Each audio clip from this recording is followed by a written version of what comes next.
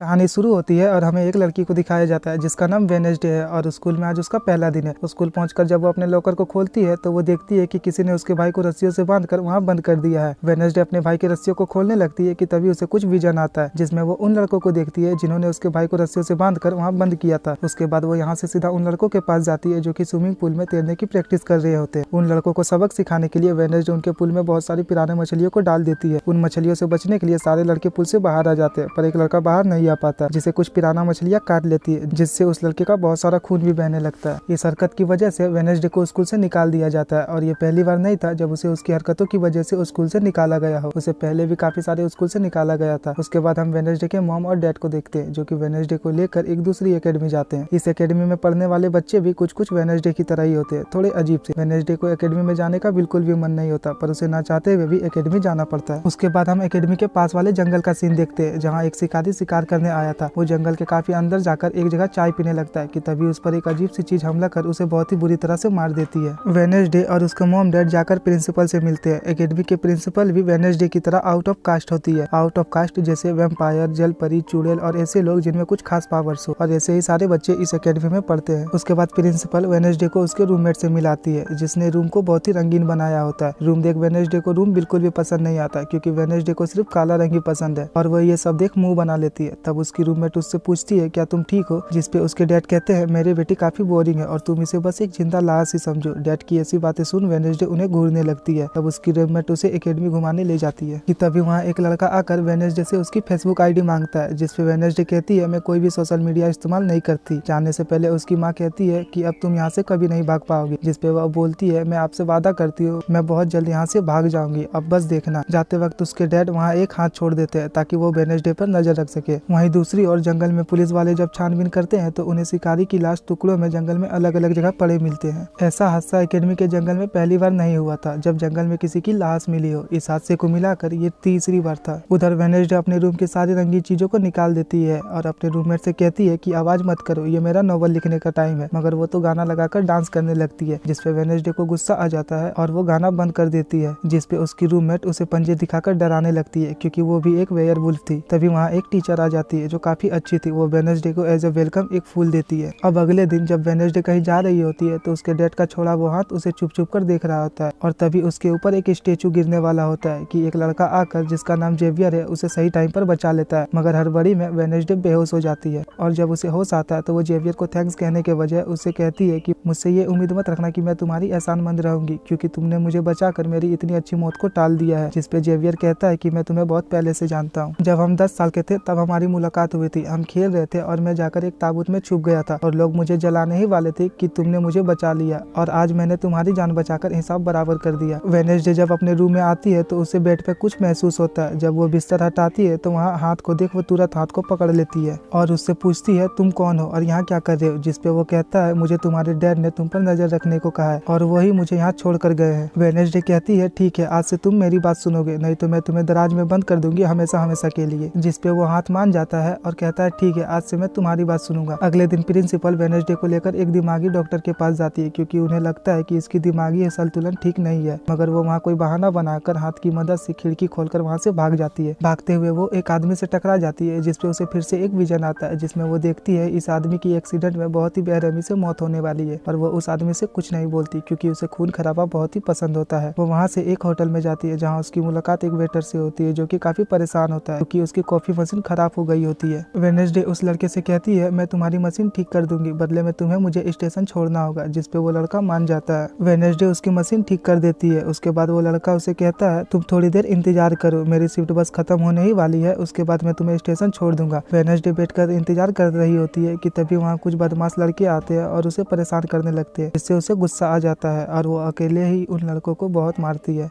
उतनी ही देर में उस वेटर के डैड वहाँ आ जाते हैं जो कि एक पुलिस वाले होते हैं। तोड़फोड़ देख वो पूछते हैं कि ये सब क्या चल रहा है। तब वो लड़का कहता है ये लोग कस्टमर को परेशान कर रहे थे, जिसपे इस लड़की ने उनको अच्छा सबक सिखाया। कि तभी वहाँ एकेडमी की प्रिंसिपल आ जाती है। वो सॉरी बोलकर वेडनेसडे को वहाँ से ले जाती है। जाते समय रास्ते में वेडनेसडे के ऊपर वो गुस्सा भी करती है कि तुम एकेडमी से भागने की सोच भी कैसे सकती हो। कि तभी प्रिंसिपल देखती है कि आगे सड़क में किसी का एक्सीडेंट हुआ है जो उसी इंसान का था जिससे वेडनेसडे टकराई थी। प्रिंसिपल एक्सीडेंट देखकर कहती है मैं भगवान से दुआ करती हूँ कि ड्राइवर को कुछ कुछ ना हुआ हो, जिसपे वेडनेसडे कहती है वो तो मर चुका है और उसकी गर्दन भी टूट चुकी है। एकेडमी पहुंचकर वेडनेसडे गिटार बजाने लगती है, जिसकी धुन प्रिंसिपल को काफी अच्छी लगती है और एकेडमी के बाकी सारे बच्चों को भी काफी पसंद आती है। उसकी रूममेट जब अंदर आती है तो उसकी नजर हाथ पे पड़ती है, जिसपे वो पूछती है कि ये क्या चीज है, जिस पर वेडनेसडे कहती है ये हमारे एडम फैमिली का एक मेंबर है। उसके बाद हम एक अनजान लड़के को देखते हैं जो कि लाइब्रेरी में जाकर एक किताब का पन्ना फाड़ लेता है, जिसमें कुछ चित्र बना होता है। वहीं दूसरी ओर हाथ वेटर के घर पहुंच जाता है, जिसे देख वो काफी डर जाता है और वो उसे मारने की कोशिश करने लगता है, जिसपे हाथ उसे बैठने का इशारा करता है और उसे वेडनेसडे का नंबर देता है और उसे फोन करने को कहता है। वेटर उसे फोन करता है। वेडनेसडे उससे कहती है हमारी एकेडमी में काफी बड़ी त्योहार होने वाली है, जहाँ सारे बच्चे आने वाले हैं और मैं वहाँ से भागने वाली हूँ। अगर तुमने मुझे स्टेशन पहुँचा दिया तो मैं तुम्हें काफी बड़ा इनाम दूंगी, जिसपे वो वेटर मान जाता है। वेडनेसडे जब त्योहार में जाती है तो वो देखती है कि प्रिंसिपल की नजर उसी पे है, जिसपे वो एक आदमी को पैसे देकर उनका ध्यान भटकाने को कहती है। अब वेटर वहाँ आकर वेडनेसडे को जाने से पहले उसके डैड का एक क्रिमिनल रिकॉर्ड तोहफे में देता है, जिसे उसने अपने डैड के फाइल में से चुराया होता है, क्योंकि उसके डैड एक पुलिस ऑफिसर जो होते हैं। रिकॉर्ड को लेकर वो यहाँ से जाने लगते हैं कि तभी वेडनेसडे उस लड़के से टकराती है जिसने लाइब्रेरी में एक किताब का पन्ना फाड़ा था। लड़के से टकराने पे वेडनेसडे को फिर से एक विजन आता है, जिसमें वो देखती है ये लड़का थोड़ी ही देर में मरने वाला है। तभी वो लड़का जंगल की ओर भागने लगता है, जिसपे वेडनेसडे भी उसके पीछे जाती है और उसे कहती है कि रुक जाओ, जंगल की ओर मत जाओ, तुम्हारी जान को खतरा है और तुम मर भी सकती हो।